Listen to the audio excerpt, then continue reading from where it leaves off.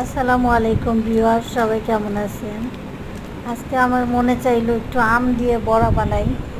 আটা, চিনি, আটা আর পানি দিয়ে আগে গুলিয়ে নিয়েছিলাম। তারপর একটা ডিম ভেঙে দিলাম। এখন আমি একটা আম গুলিয়ে সেটা দিয়ে দিলাম। এখন মিক্স করে নিব। তারপর বড়া করতে চেয়েছি,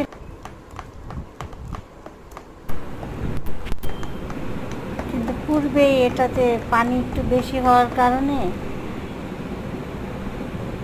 আমার বড়াটা হয় নাই, একটু প্যানকেকের মতো নরম নরম হয়ে গেছে।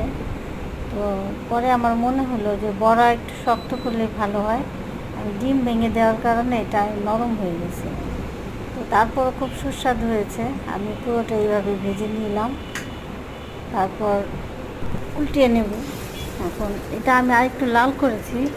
তো ভিডিও করার কাজ আজকে বারবার কারেন্ট চলে যাচ্ছে, তো এই জন্য কারেন্টের জন্য আমি ভিডিও করতে পারতেছিলাম না। তো এটা আমি পরবর্তীতে লাল করে নিয়েছি, আর খুবই সুস্বাদু এবং মজা হয়েছে।